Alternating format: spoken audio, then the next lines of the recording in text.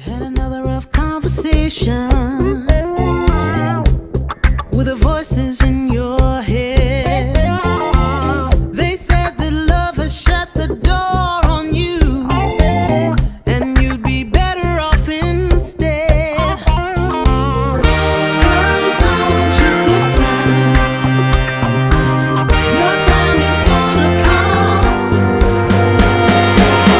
You talk about lonely, you talk about scared.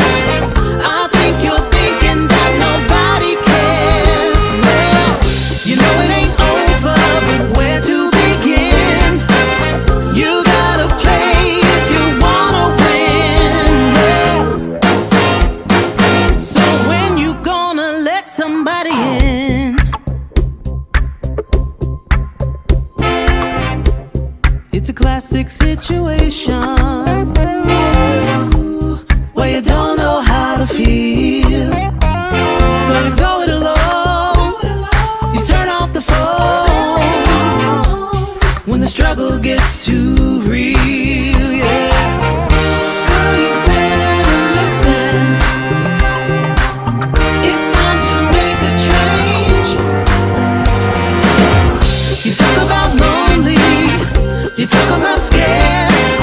I think you're thinking that nobody cares. Well, you know it ain't over, but where to begin? You gotta play if you wanna win. So when you gonna let somebody in? Yeah, let 'em in. You talk about lonely, you talk about scared. I think you're thinking that nobody cares. Well, you know it ain't over, but where to begin? You gotta play if you wanna win. So when you gonna let somebody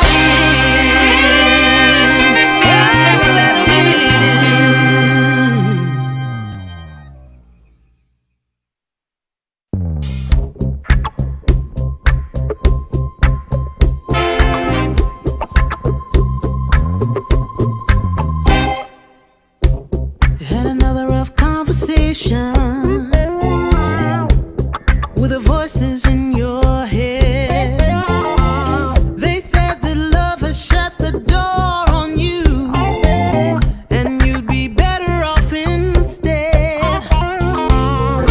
Girl, don't you listen? Your time is gonna come.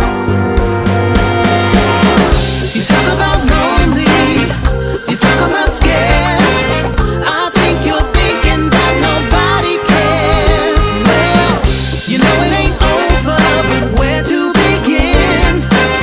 You gotta play if you wanna win. Yeah. So when you gonna let somebody in?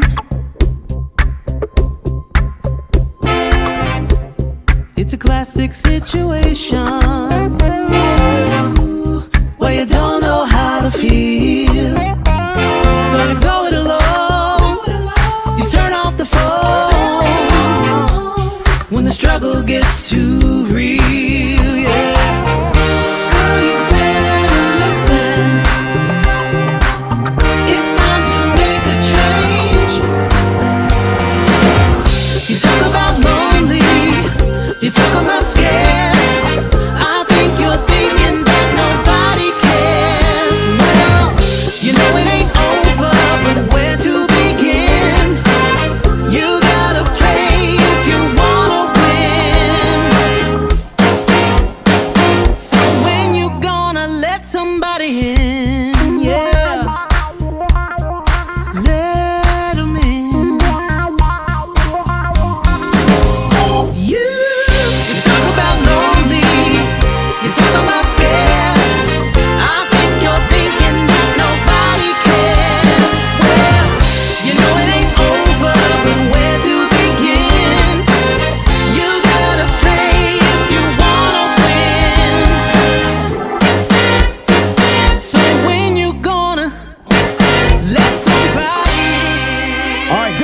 Good evening, good evening, good evening. Happy Wednesday evening, broadcasting from the B-Level Entertainment Studios. I am your host, B-Level, and tonight it is On the Level with B-Level, where we are having some conversation with extraordinary people doing extraordinary things. Now, before I introduce my guests, I have to pay a couple of bills, talk about a couple of our great sponsors for this dope podcast. One of our sponsors is called Lula's Customized Clothing. She is doing her own customizing. She has a t-shirt business. She's doing t-shirts, hoodies, hats, almost anything. Make sure you holler at my girl, Zanetta Williams. She is so dope. A brand new business started by one of our sisters. Let me put my face up here so y'all can see me. Started by one of our sisters, Zanetta Williams. Y'all make sure you get in touch with her by emailing her or inboxing Zanetta Williams on Facebook or emailing LULALC.2023@gmail. If you want this lady to do some dope customization of her clothing, make sure y'all tell her that B-Level sent you with the Unpacking the Baggage. And then also, the UTB is looking for a female co-host. If you think you have what it takes to be on one of Arkansas's dope podcasts, all you have to do is inbox me. If you think you have what it takes to be on this platform, we have 5 other great co-hosts. We have Tristan Hobbs, we have Anthony P, we have Candy Webb, and then we also have a really, really great news girl, Jayla Jefferson. So if you would love to join our UTB team, send an email to utbpodcastlr@gmail.com or just inbox and tell me why we should pick you to join a team. We're looking for a female. You can't be scared to talk. You can't be scared to get in trouble. You can't be scared to speak your mind, but we are looking to add to our team. So make sure you holler at me if you're interested in podcasting, okay? And last but not least, next week, we are rounding off our October schedule with director Andrea Hogan Lewis tonight. But starting next week, we are going to be talking to Chris Jones. I know you guys remember Chris Jones. He actually ran in the race against our governor, Sarah Huckabee. He's back. He is running for Congress, okay? And we're going to have him on the level with B-Level. He is running for Arkansas' 2nd congressional district seat. He is a Democrat. He is going to be running against Republican French Hill. So it's very important that you guys tune in next Wednesday at 7:30. If you want more information about Chris Jones, go to chrisjonesforcongress.com. Again, chrisjonesforcongress.com. We're going to be talking to him and seeing what he has going on. Now, it's time for me to introduce my guest. Let me bring her up and introduce her. Good evening, Director Lewis. How are you? Good evening. How are you? Wonderful. How's your evening going? It's good. All right. Well, won't do good anyway. well, I want to say thank you for spending your Wednesday night. Thank you for coming on to share your experience as a banker, as a mom, as a wife, and more importantly, as a city director. So thank you for sharing your Wednesday evening with us. Okay. Thank you. All right, let me introduce our guest right here. Okay. She is the vice president of First Security Bank. She is an ambassador of the Little Rock Regional Chamber of Commerce. She is a board member for Our House nonprofit. She's a native of Turl, Arkansas. I don't even know what Turl, Arkansas is. She's a graduate and she has a master's from the University of Arkansas in Fayetteville. She has an apparel line called Wash and Go, which she uses to empower women of color to embrace their natural textured hair. She is married. Her husband's name is Marcus. Please welcome to the On the Level with B-Level City Director, Andrea Hogan Lewis. Thank you. And I hate to do this on air, but it's Andrea. Andrea, not Andrea. So let me put this down because I ain't going to be good check the whole thing. It's Andrea, not Andrea. Andrea is A-U-N. Yours is A-N. So Andrea. Now I'm going to get your name right. I promise you I'm going to get it right. Did I do your introduction good though? Did I do well by you? You did. It's some stuff need to be updated, but it's fine. I'm a former board member of Our House and VIP. Oh, so that's I can update you. Economics Arkansas and Rise by Respectfully Social. I'm a board member for them. That's my one of my great sister friends, her organization, and then my other friends, the Sisters-in-Law. I'm a board member for them as well. And it's a great event coming up next Thursday. Okay. And our scholarship banquet for the Warren and Nance fundraiser. So more to come on that. But okay. Yeah. Okay. So tell me, where is Turl, Arkansas? That's where I need to know. Where is Turl, Arkansas? Turl, Arkansas is a small town in Northeast Arkansas. So if you are going to Memphis, as I'm sure you've been thousands of times, right? 40 East. But when you see Blytheville, when you're in West Memphis and you see Blytheville, St. Louis, and you see Memphis, take Blytheville, St. Louis. Okay. 15 minutes, you'll see Turl. Take exit 21. And I know I'm gonna ask you a random question. What's the population of Turl, Arkansas? How big is that? So back city? when I was there, it was like 1,100.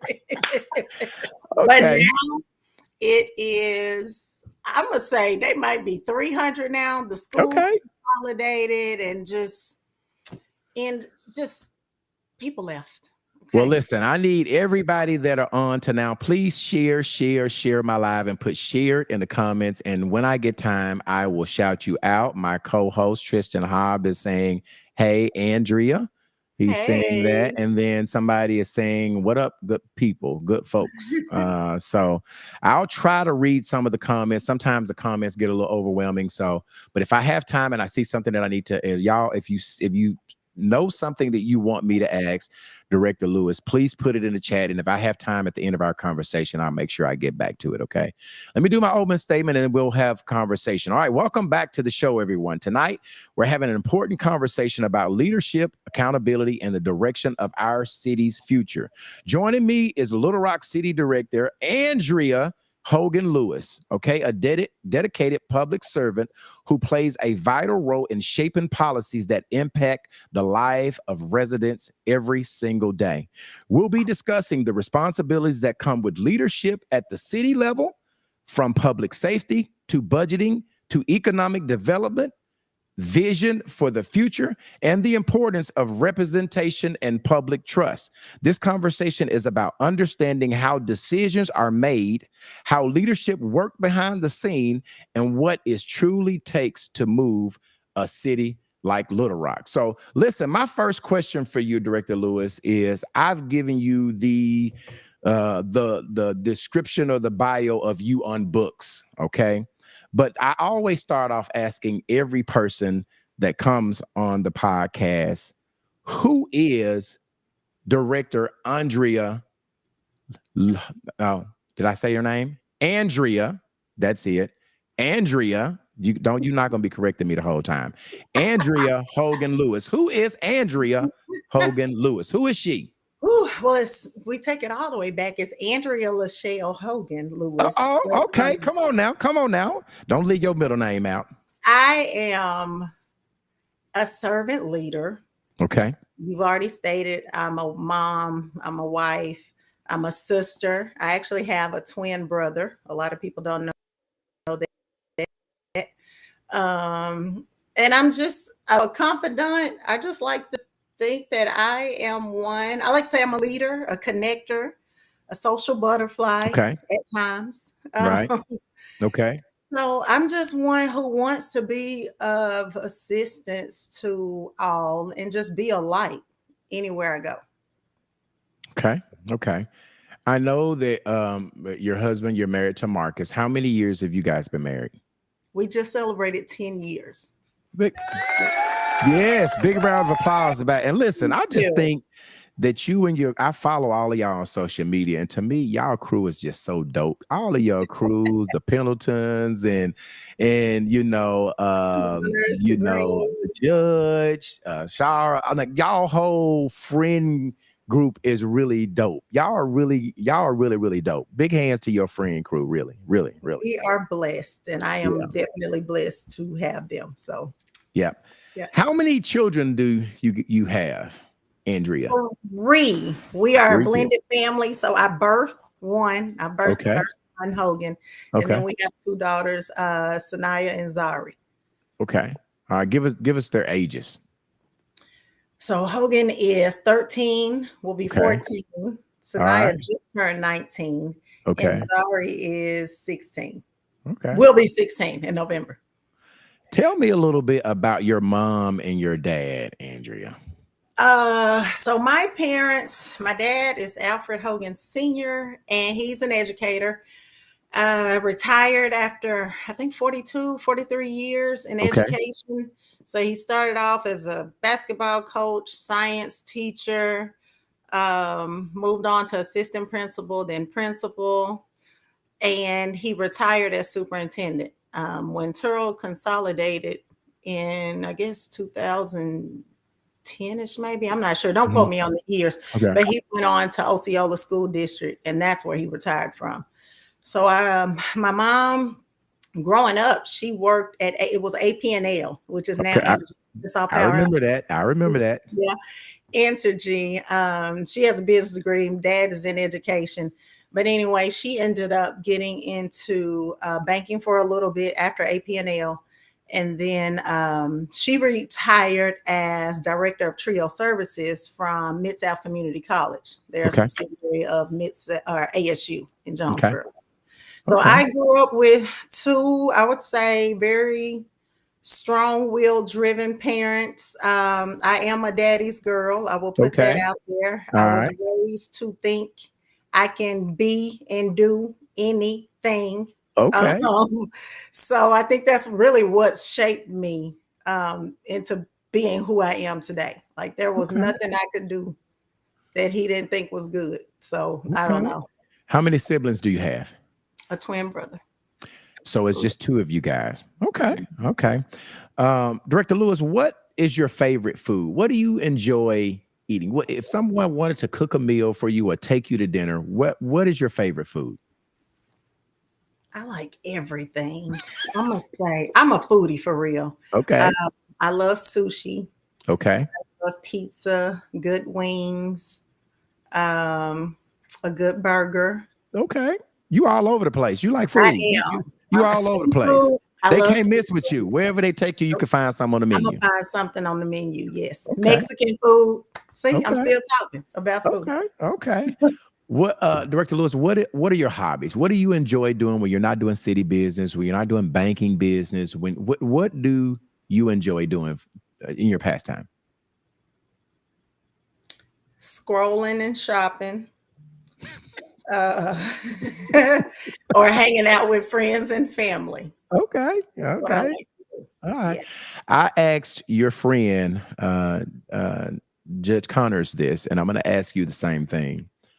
If I was to get your phone and to get in your car and plug your Apple Music to your car, what would Director Lewis be listening to? 3 artists that I would hear play in her car if I got her phone and plugged it up.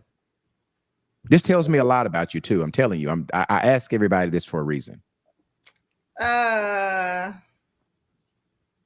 Beyonce, Okay, I put you there. T.I. I didn't expect that. Yeah. It's some other stuff too, but I won't say that on air. And I'm close to Memphis now, so that explains it. What about Glorilla? Yes. to some Glow? Oh yeah. Yeah. Okay. Glow. Yeah. Okay. All right. Okay. Yeah. All right. And so the last personal question that I want to ask you, because I'm trying to get the viewers to know a little bit about Director Lewis.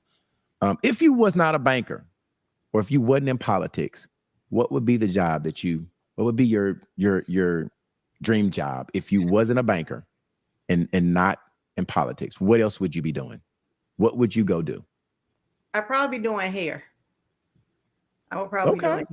Okay. I really can say I'm doing my dream job, and we'll probably get deeper into this, why I chose banking and all of that. But I've liked handling money and all that since a young age.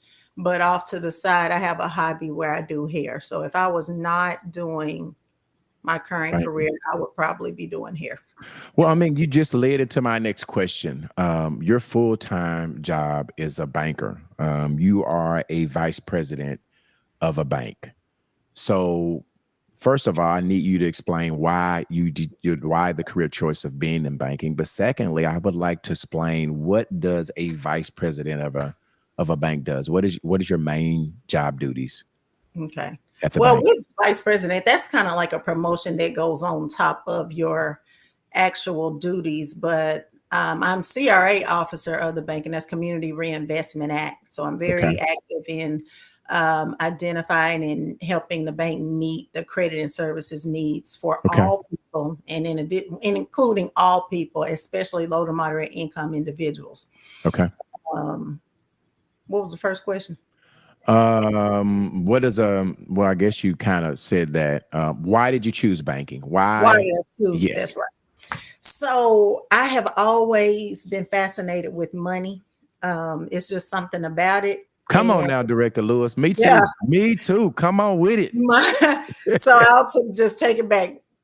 About the age of 3 or 4, my favorite toy was a cash register. So I Okay. like dealing with money and I like talking to people.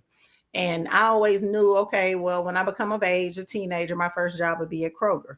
And I was at Kroger being a cashier and just Mhm. simply loved it. I loved the people, meeting them, checking out groceries as fast as I could. It was like a competition to me. If I could get the largest basket, how fast could I get it done, get the money and so forth. So that moved on to banking because I thought, well, now I don't want to be in the grocery industry when I went on to Fayetteville at Mhm. the U of A.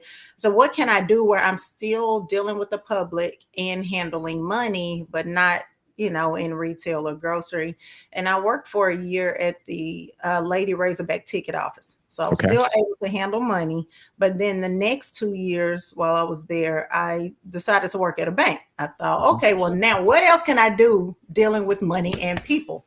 And Okay. it was banking. I remember the stint where my mom had worked at, I think it was Union Bank at the time, a couple of years while growing up. And I went to First Security Bank. I just thought it was unique. I hadn't heard of them before and went and interviewed and got the job. So I worked there my last 2 years being in college. And I simply loved it. Cashing checks, helping people make deposits, just getting people, access to banking. If they needed Okay. accounts, being able to help in that matter.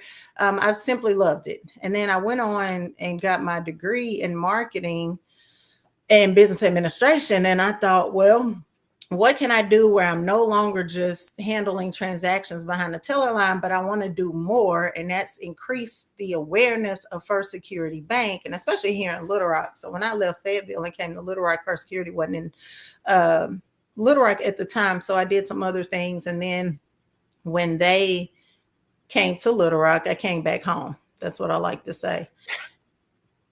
What how long have you been at First Security Bank? How long have you been there, employed there? Total, I would say now 14 years, but I 14 just years. celebrated earlier this week 10 years at the bank. So I had some Ooh, life changes in 2015. I got congratulations remarried on that. and started again at First Security. So Now, one of the questions, you being in leadership, what challenges have you faced as a woman of color being in leadership at a financial institution? Do you go up against is that a male dominated industry? Just leadership of banking, is that mostly dominated by males? it is. It And is. are there a lot of, do you face a lot of challenges being a female, being a minority of color in in the financial industry? Yes. And when I say yes, let me be careful with this. So you want to make sure that you are being heard and perceived the way you intend to be perceived.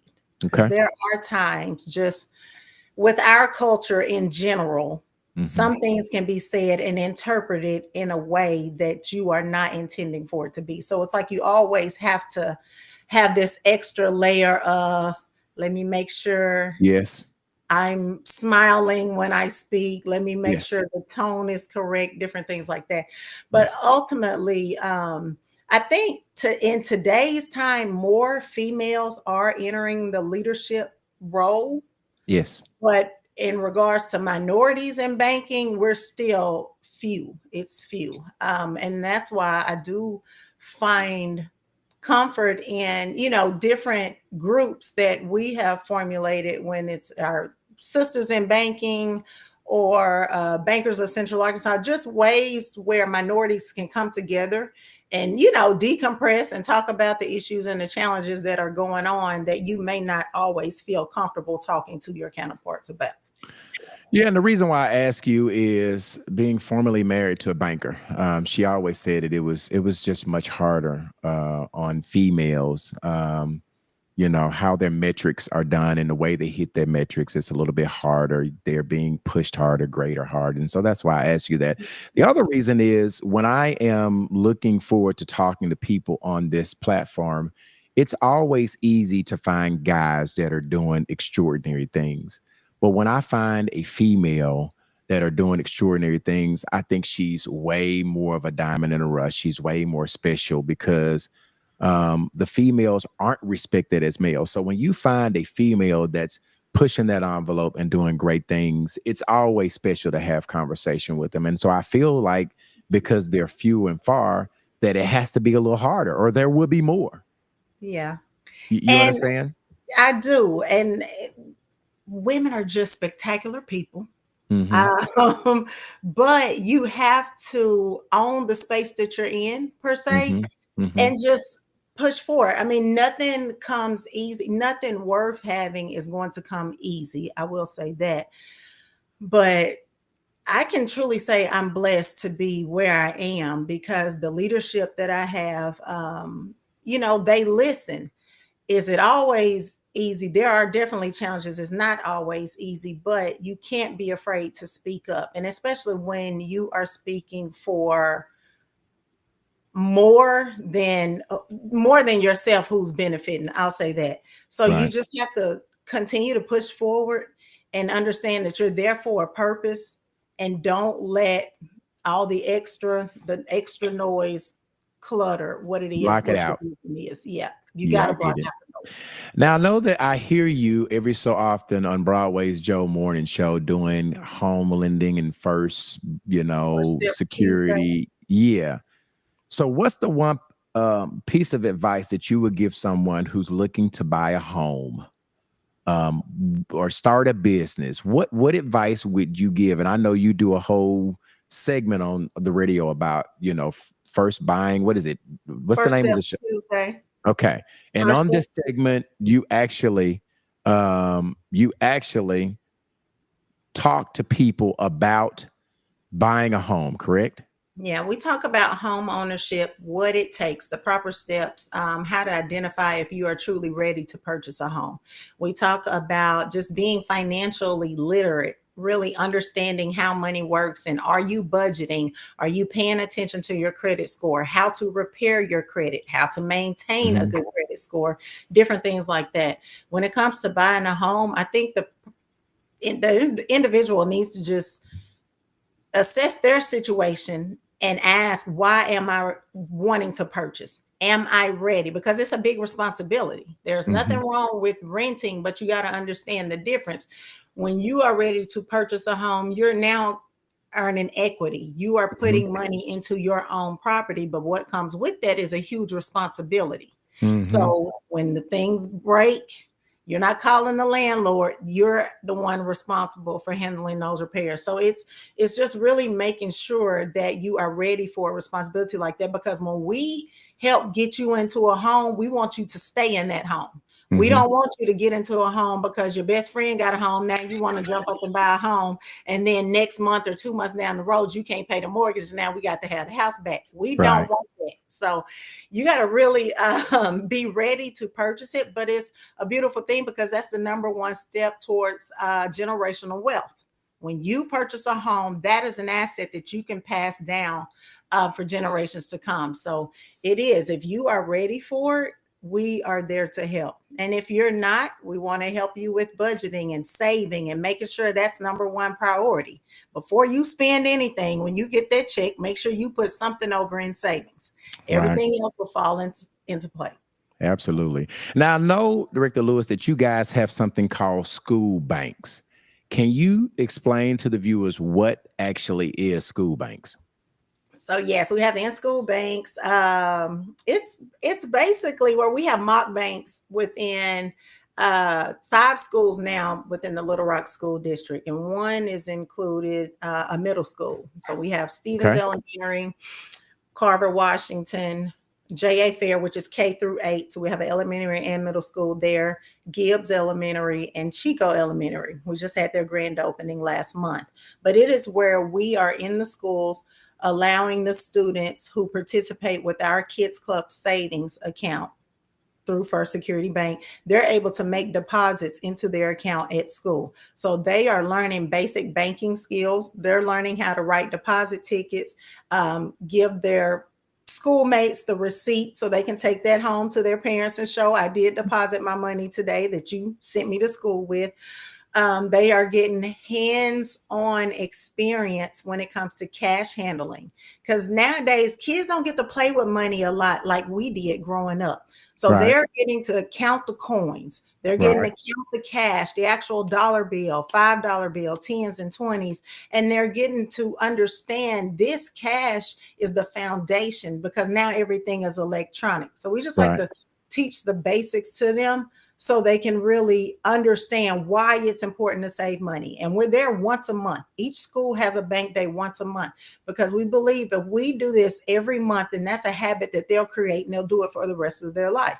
When they get their first job, hopefully the message is, when you get that check, how much are you putting over in savings? How much are you going to spend? And you have your checking account. So First Security is definitely the bank for all. We have the Kids Club savings. We have the flex checking. So with the Okay. savings, it's ages 0 to 17. The checking is ages 6 to 17. So when we say we can bank you, we truly can bank you. We can handle all life stages. Cool. Well, Kim Lee is saying she loves school banks. She's saying Hey, Kim. that. Catherine Cooney is saying love it. For those of you guys are tuning in, we're talking to Director Lewis. We are talking about her 8 to 5 or 9 to 5 or whatever hours being a banker. But I need you guys to share the live, put share in the comments, and I will sure to be shout you out. Now I want to move Director Lewis into the main part of our conversation, right? Your job as a city director. Now, I've had Director Lewis on, I've had Mayor Scott on, but oftentimes I think what you guys do as a city director is very foreign to most of our viewers. So the first question that I want to ask you is, first of all, why did you want to get into politics considerably? Why did you feel the need to run for a city director seat? What led you to do that? Let's see. I wanted to continue to be an advocate. I Okay. feel like in my banking role, I was already an advocate, being pulled in various capacities just from a banking standpoint out into the community. So by doing that, serving on several boards and just being involved through church and other organizations, when the opportunity presented itself to run 3 years ago now, I thought, well, why not? I wanted to support my good friend who is the bank as well. And I just thought, Okay. I can help make a difference in a larger capacity than what I'm doing currently from the bank side. So I took a chance and said, well, let's go. Let's see what it is. And I'm always up for a challenge. I knew it would be a big challenge, but I had a rally of people, neighbors, other city leaders, and just others in my corner that really showed interest and encouraged me that you really can do this. Have you ever thought about that? And, I just thought, I don't like turning down challenges. And I thought, you know what, let me go on and Try See what this. this is about. All Yeah. right. Well, we have Tina Greenwood saying, yes, she helped Gibbs students save over $20,000 in a short time. Just Yeah. last month, they saved $1,200, and it's awesome. And I'm not sure how she does it all. Hey, So, Tina. so Director Lewis, what is the job of a city director? What is your what is your responsibility? Like, what is a job of a city director? Customer service for the city. Okay, That's what I like to that's the say. short that's the short layman's term. I can tell you, no one really knows. I did not know. There's no job description. I did Okay. not know what it entailed. I remember being told by my good friend Antoine and some others that, you have your meetings and then you be responsive to emails. And as I'm listening to that, I'm thinking, well, that's what I do now at the Right. bank. Right. All Right. of that is the same. This is Right. customer service. Right. But no, it's listening to the people. And honestly, what I learned was a lot of my neighbors were feeling unheard. They were not taken seriously, or they just didn't feel that they mattered. They would raise concerns, send emails, phone calls. To this day, kids you not, I will get an email and I'll respond, and the response back may be, "Oh my gosh, I can't believe you responded to me. Thank you so much." And it's like, are you serious? That's Right. bad customer service if I don't. So it's really wanting to be of service. I am a true servant leader and I want to help. I want to help all that I can and use my voice. I do understand that not everyone is in a position or have a platform where they can push for change and get some things done. And Right. thankfully to God that I am in a position where I am. I don't mind pushing the envelope. I don't mind ruffling feathers. I don't like being told no. I'll put that Oh, out there. So okay. I'm more of a solutions driven type person. Let me know what the problem is and let's try to figure out a solution. Now, this is a loaded question, Director Lewis. How do you describe the current state of Little Rock right now? Do you believe as a city we're in a good current state right now? I do. I mean, I love Little Rock. And I also think it's what you make it as well. So I don't compare us to Dallas, Atlanta, Right. all those other places. I find the joy and the comfort here in Little Rock. We Hmm. are a progressive city. We are run by a progressive mayor who tends to the citizens of Little Rock, Right. very transparent, Right. open. Right. Um, I think we're moving in the right direction. Now, are we perfect? No, no Yeah. one is, Yeah. but progress is being made. I totally agree with that. And as an interviewee, I always try to not put my personal opinion about things up front, but at the end, I'm going to tell you, well, I will now. I just think that we're doing a great job.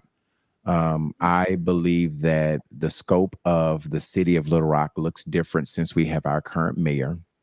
I always believed before Mayor Scott came on that it was the good old boy thing, which means if you didn't know the right people, you couldn't get anything done. Yeah. I think our current mayor and our directors are accessible. I think you can reach them. And so I do think that the city is moving forward, being progressive. You guys have brought many companies to come and do business with us, which means more jobs for our citizens. So I am proud of the job that you're doing. I Thank don't you. think it's perfect, but I do think that you guys are doing a good job. Kim is saying you have a servant's heart, and she also said the city is moving forward. Now, I'm gonna tell you this little joke that I have about Kim, Director Lewis. I've been saying that Kim should run, and she just always shushes me. But I believe that You're Kim not the Lee. only one saying that. Okay, so So, we all been pushing Kim. yeah, Kim, you need to be running for one of those seats. yeah. Director Lewis, what are the biggest challenges you see facing Little Rock right now? That's question one. And what's being done to address those challenges? Biggest challenge facing Little Rock.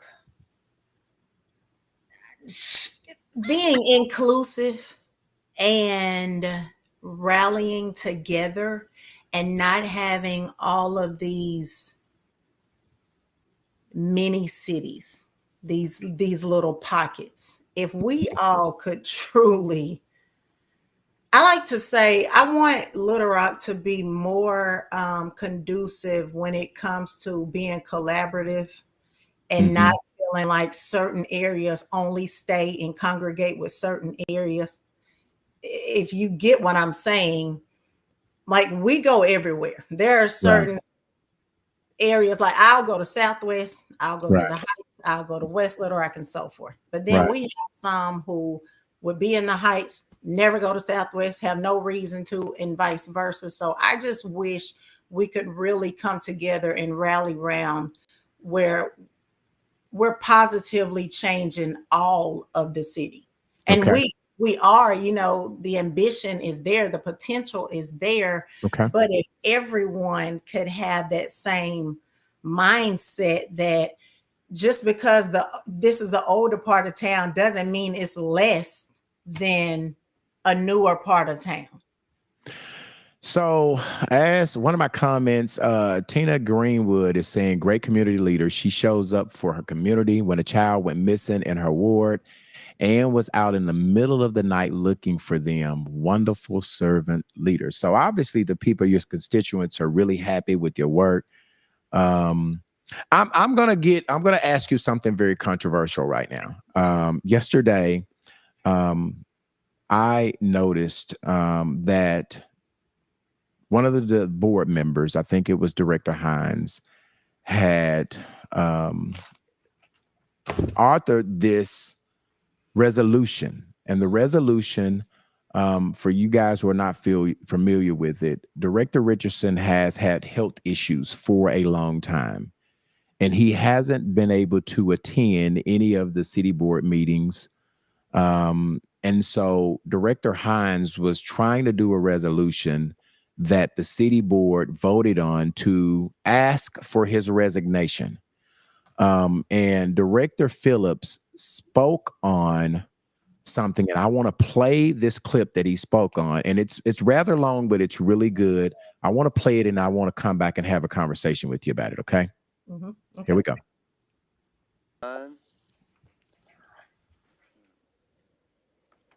Director Phillips. Yes, Mayor. I have a not a question, but a comment on item 9.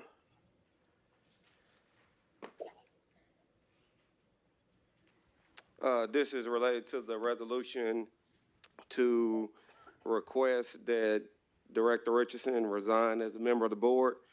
When this was first brought up, I guess 3 weeks ago, I was out of town, so I didn't get a chance to speak on it. So I'm going to speak today for my colleagues and for the public to hear that I will be voting no on this resolution for a number of reasons. And as the philosopher once said, that this may offend my political connects, because what I'm about to say ain't gonna be politically correct. Number one, this resolution does nothing. We have no authority to ask someone to resign. We do not have the power under any city, local, state rule to require another board member to resign. So from a practical standpoint, it does nothing but, to me, embarrass Director Richardson. Secondly, none of us, if I understand correctly, and I think Director Miller mentioned this 3 weeks ago, live in Ward 2. So none of us voted for or against Director Richardson. And as I understand from our city attorney, that there is a system in place for the residents of Ward 2 to recall his election if they follow statutory measures that's been laid out to them by our city attorney, which makes perfect sense. They are the people that live there that are represented by him, and if they meet those requirements to recall him, then that's the democratic way to do it. What I don't think the public is also aware of is that if this does pass, and if for some reason Director Richardson decides, because again, this resolution cannot make him, if he decides to resign, then under Arkansas Code 1447-113, we as a city board pick his replacement, not the people of Ward 2. So assuming that he does resign, then this board will decide who works with us. I've been on the board 5 years, and we've done this once because Director Hendricks passed away in office. That makes sense. But in this case, to ask someone to resign so we can pick their replacement seems undemocratic to me. We do not live there. He's not our representative. And for us to pick our colleagues in that matter seems wrong. To me, it also opens a slippery slope because, and I understand Director Richardson has been absent, and I get that, and I get the concerns of his residents. They have reached out to me. I've tried to be helpful as I can to those who have reached out to me in his absence. But if he were to resign after we essentially forced him to resign when he didn't violate any rule that's on the books, what's stopping me or anyone else from filing a resolution in 2 weeks and say, I don't like how you voted on that thing last week, so I'm gonna request that you resign? Right. Where does it stop? This seems inappropriate, it's wrong, it's ineffective. And the other part that concerns me, based on what I heard from Director Miller and Director Lewis a couple weeks ago, they're voting no. I'm voting no. So if this resolution passes, just to be frank and blunt, that means that the members of this board who are non-black voted yes, and the black members voted no. And to me, that's problematic. The only other time since I've been on the board that happened is when we voted about virtual attendance, which in my opinion also dealt with Director Richardson. We voted to end virtual attendance on those same lines. It was a 6-3 vote. And it prevented him from attending virtually, and anyone else for that matter, but I think it was aimed at him. So now we're gonna do the same thing on the same lines if this passes, and this resolution doesn't have any teeth. It does nothing but cause consternation, embarrassment. In my opinion, it's undemocratic, and I think it starts a slippery slope that one day anyone on this board can say, I don't like what Antoine said last week. All right, Director Lewis. So what Director Phillips is saying that sometimes the board votes are divided racially. The blacks vote with the blacks. The whites vote with the whites. Do you share that opinion with him? I do, and it's unfortunate because I would like for it to be true that individuals really vote based on good morals and principles and not because of racial lines. Like Right. At the end of the day, when I make my decisions, I am thinking about what if that was me? How would I want to be treated? How would I want someone to perceive me, and so forth? That's like the basis to any decision that I make when it comes to serving the city of Little Rock. And when we make stance like this, I'm against it. Right. But when that came up, it's who are you? Who are you to decide when someone should resign? What Right. if it was you? Right. Would you be wanting Director Richardson to do this very thing to you? If Right. you are in a condition where you can't, that's where I'm with that. Like you can't be so, let me stay correct, but you can't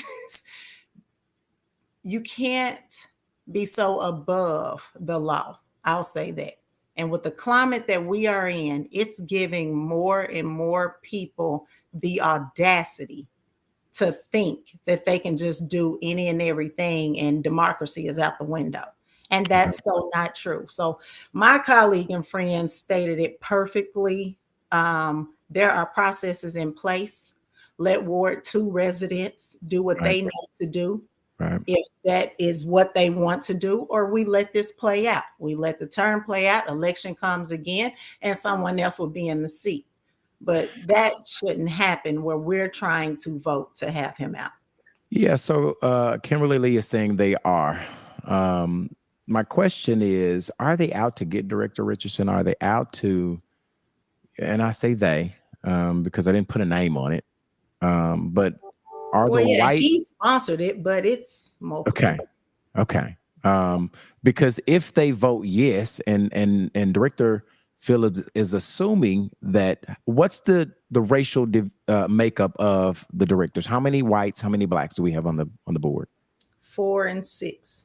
Okay. So if that's the case, and if that continues to happen, more than likely the white directors will win the majority of the votes because they have majority of the seats. Right. But it shouldn't even be about race. And honestly, if you want to truly make up the city of Little Rock is majority black. We have, it's not much, but if I'm not mistaken, 52, 53% last time I checked. So if you want a true representation, the board should be half and half, but it's not. You ran into my next question, really. We have several directors that are also over the age of 80. And my question to you is, does the city board director mirror the makeup of the city that they're representing? Hold on a second. Hold on, Director Lewis. Let me give you those are some crickets, because I want to hear this answer. I'm going to say no. And I'm trying to be careful because a year in, I made some comments and some people didn't like it because I talked about my seasoned colleagues. But yeah, as respectful as I can be, no, it's not. For us to continue to progress and move with the times, we have to have younger people on the board. It's our time now. I mean, it really is.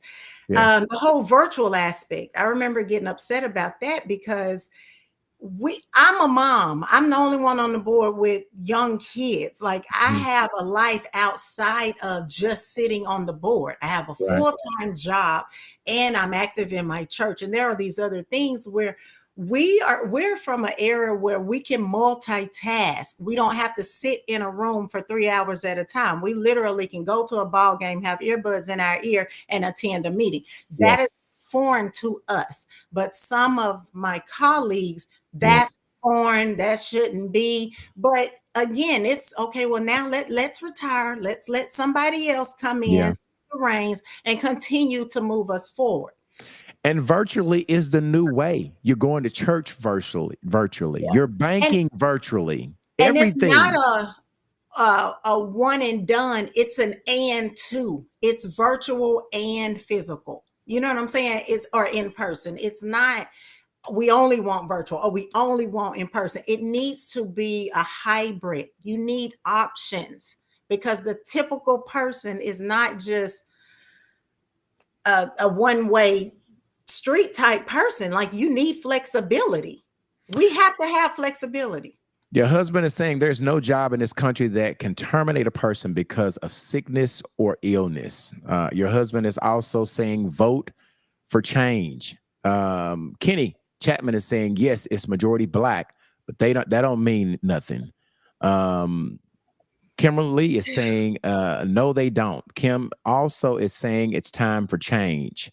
Catherine is saying we can multitask, and Vicky is saying it's both. It's both. How many of our directors are over the age of 60? You're really trying to get me in trouble, right? I'm just asking how many of the directors are over the age of 60? I don't think you should get any trouble by telling us. No, and it's public knowledge, it's right? Fine. It's public knowledge. Yeah. 1, 2, 3, 4, 5, 6. I'm gonna say 6. 6 7. are over 60. How Yeah. many of them over the age of 70?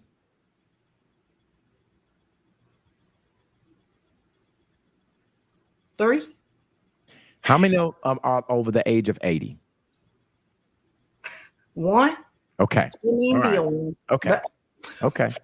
No, I mean I get it. I mean, and a lot of these things you don't really have to say. It's written out. It's the writing is over the wall. I'm gonna move on to something else. Little Rock is ongoing concerns about crime, and what step are the city board director taking to reduce and sustain it? Like crime is always an issue for cities.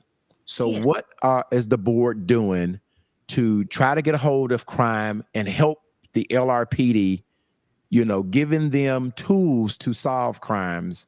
And what is the board doing? I'm glad you said crime is everywhere because that Yeah. is true. But I Yes. would like to highlight our crime is down. Now, I'm not a statistician. Our mayor is great spitting out them percentages and all of that. That's not me. But I do know when I sit in our meetings, we just had our Northwest quarterly meeting last week. The numbers are down. We are on a great trajectory, but the board supports our police department. It supports public safety. We are supporting tools and processes that they want to put in place that's going to help make their jobs easier, help them when it comes to preventing crime, solving crime, different things like that. Community policing, that's a big one. I am very fond of our community resource officers here in this area. I give major shout outs to Major Gunn and Officer Mays and Williams, Brandon. Like it's a lot that's going on out in the streets where they are really getting to know our neighbors and understanding their situations, because at the end of the day, when you look at the criminal activity, it's a root to it. And if we can figure out what the causes are and try to help overcome some of those challenges and just build that trust, that's what continues to decrease the crime rates. So I plan on having Chief Hilton. I think he's scheduled to come on the platform the last Wednesday of November. That'll be good. And one of the questions that that I want to ask him, and that I'm going to ask you now, is what are your thoughts on police reform and community policing models in Little Rock? Do you feel like it is that our police department is doing a really good job of the public trusting them?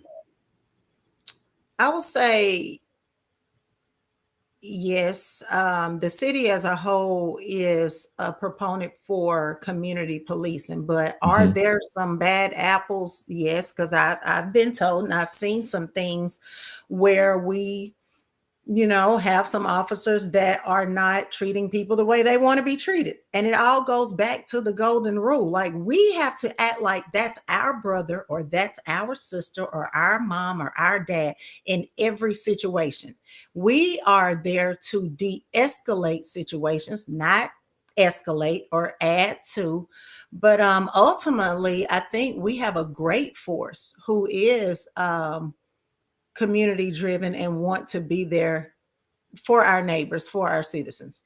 And this is an off the wall question, but when you see stuff like that happen on social media, Little Rock is good with sharing when the police are wrong, right? How do you handle that? How do you, if you witness something, whether it's virtually, are you one of those directors that calls the chief and say, "Hey, I've witnessed something. This is wrong. What are we doing about this?" Is that Director Lewis? Is that how you're handling when you see things that don't look right? Yep, I'm contacting the chief, the assistant chief. I'm contacting the our majors, all of those. But then there are good ones where there are good incidents that take place that I don't feel are highlighted, like where we have the picnic at the park.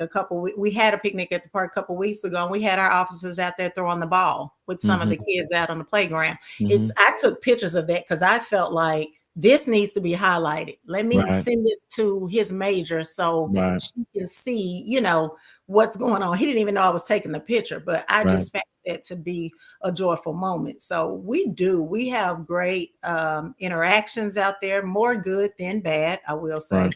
But Right. when I see something, I'm definitely speaking up.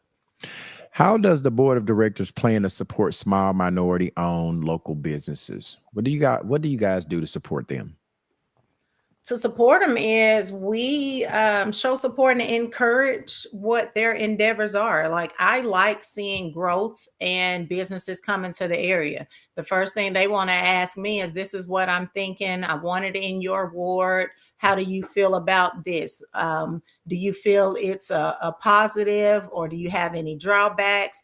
And once I feel comfortable with it, that's when I'm talking to planning, I'm talking to, others within the city leadership, I'll say city government, to help them move along so they can get the coding correct. They can get what all it entails to get their business up and running.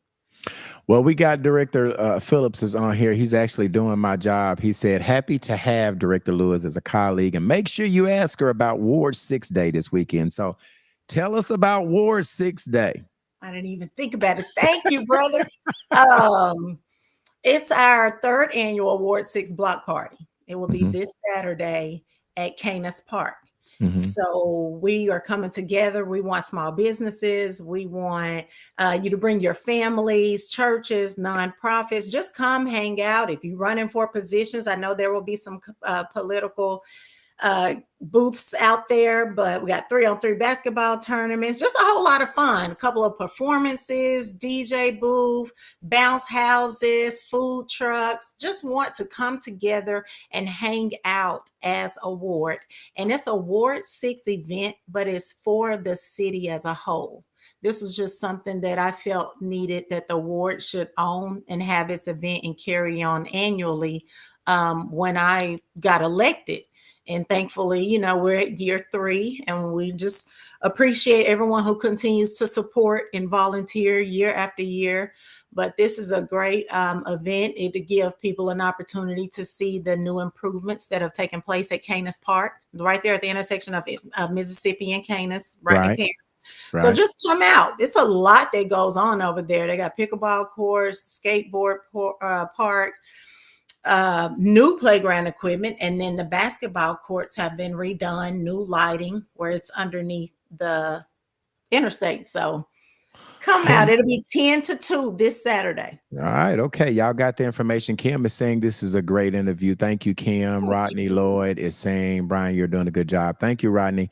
I got 3 more questions for you, Director Lewis, and I'll let you go. How do you engage with residents to hear their concerns directly? Are you a hands-on city director? How are you engaging with them?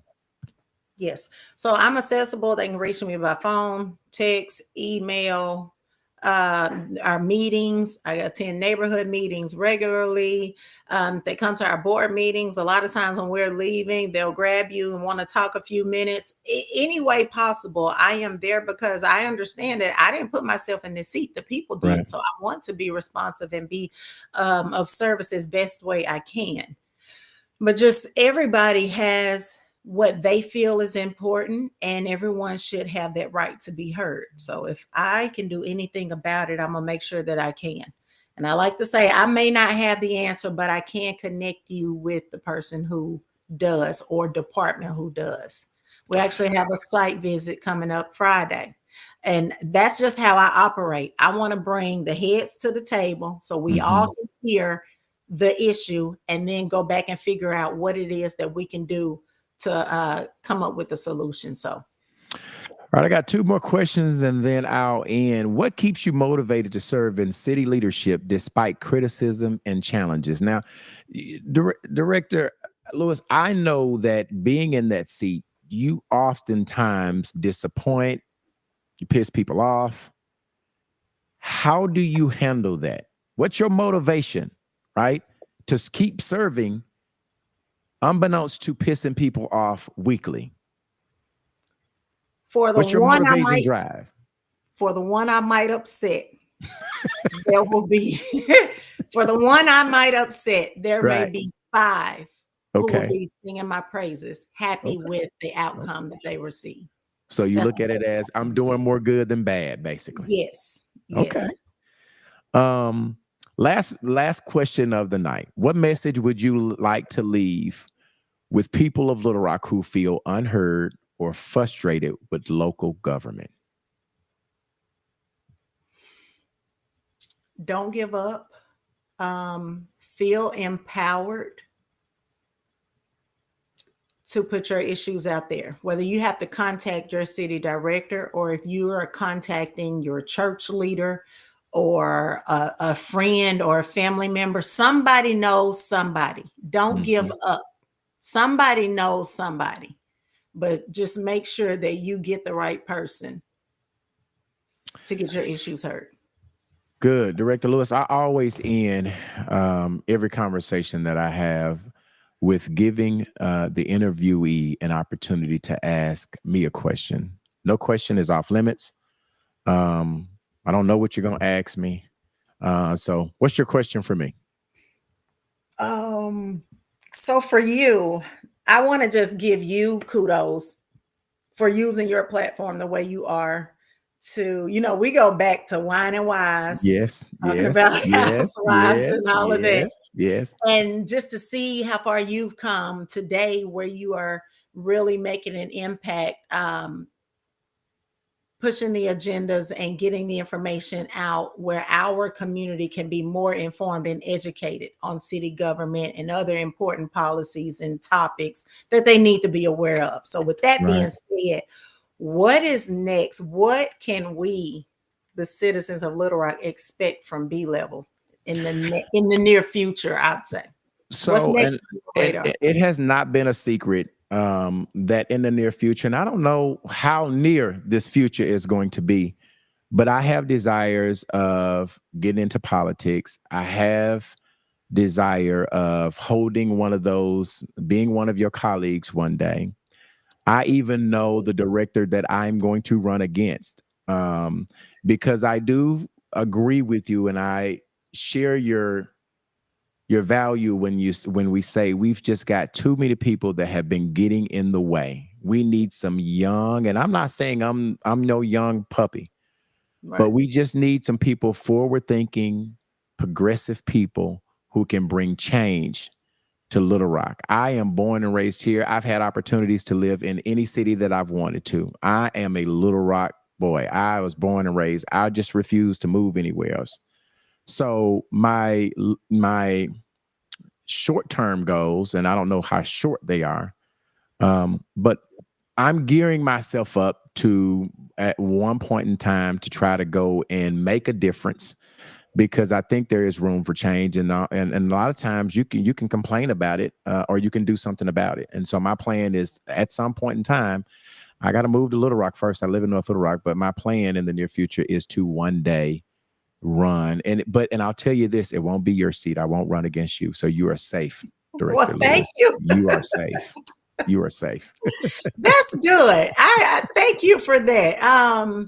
I can see that, and I appreciate, your honest feedback. That is great. It wasn't easy. When we started this platform, we've been around for 2 years. The first year or so, it was, you have to, and so we have several segments. We have a Sunday night segment where we do a lot of relationship, current event stuff. That could get pretty sticky sometimes. But that's our go-to, right? You know what I'm saying? With our people, we like to be entertained. So now that I have these people listening to us, now it's time to move to something a little bit more educational. Now that you got their attention, you got to get their attention first, right? Because if I would have started a podcast on politics and influential people, nobody would be listening, right? So we got these people and we're holding them. And I'm glad to say that, we are continuing to, push this envelope higher. With the last 3 months, we've had over 1.5 million views of people that are listening to us. So we're doing some things right. We are raw, we're edgy, we say what we want to say. And so now on Wednesdays, I'm pushing the envelope to get this things that our citizens and our people need to know. This platform doesn't belong to me, it belongs to the people. And so that's my goal for Wednesday night, is to have some people that normally wouldn't come on on Sunday. And I'm very thankful to Director Phillips, who started this thing off. I'm very grateful to Judge Connors. Those two really started the platform and made it all right for people to come. People was afraid at first.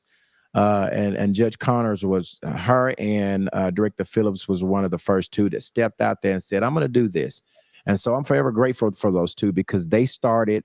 I used to beg people to get on a platform. Now people are begging me. And so that's the thing. Let me read some of these comments here. Kim is saying B-Level wants to run for city governor. Yeah, I just said that, Kim. I'm waiting on you to go first, though, girl. Kim said, put your name in the race, B-Level. There are several seats up for grab in 2026. Kim is also saying you only have to live here for 30 days prior to the race. Thank you, Kim, for that. Ms. Vaughn is saying Director Lewis is an absolutely brilliant pillar of our community.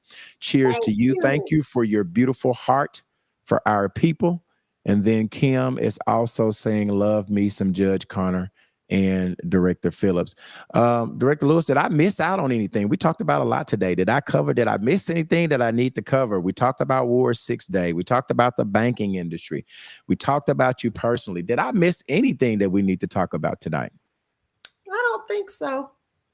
Again, I said that follow me on social media platforms. You'll see what I'm up to.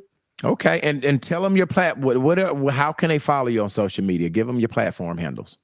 Andrea Hogan Lewis for Facebook, Andrea Lewis at First Security Bank for Facebook, and Andrea Lewis City Director for Facebook as well. So, and then Instagram the same. Okay, I'm very happy that I have city directors that are reachable. I have all of y'all's phone numbers, and the ones that I reach out to, I don't call them very often, but when I do, you guys are receptive. You answer the calls. You make me feel like I am important. I've owned several businesses in the city of Little Rock, even though I don't live there. But I do think, as I said at the beginning, that under the current mayor, Frank Scott Jr., I mean, he has done so much for my business, so much for my family, and so much for me personally. So I think that the local government is doing a really good job. I think there is some room for improvement, but I think that, we have to try to get some of the people that are getting older and not forward thinking city directors. We have to run against them, and we have to get them out. And that's just the truth. There's no shade against none of them. It is just what the truth. If we want to continue to grow and stop people from going to Dallas and Atlanta, we got to make it happen here in our city. So thank you, Director Lewis, again, for spending this hour and 15 minutes with me on Wednesday. And I tell everybody that when you go back up to rerun, you have a home here. You can always get back to talk to our people. You are always welcome to come back. No, for real. You are always welcome to come back, and I will make sure I get you in, because we need to not only keep the seats we have, we need to get more. Yeah. Thank you. I appreciate this so much. Thank you again. And I'll just tell you good night, and just remember, continue to support the Unpacking the Baggage podcast whenever you get an opportunity to. Will do. Thank you. Good night, Director Lewis. Good night. Good night. All right, guess what? On next Wednesday, we have Chris Jones. Okay, you guys that don't remember Chris Jones, he ran against Sarah Huckabee.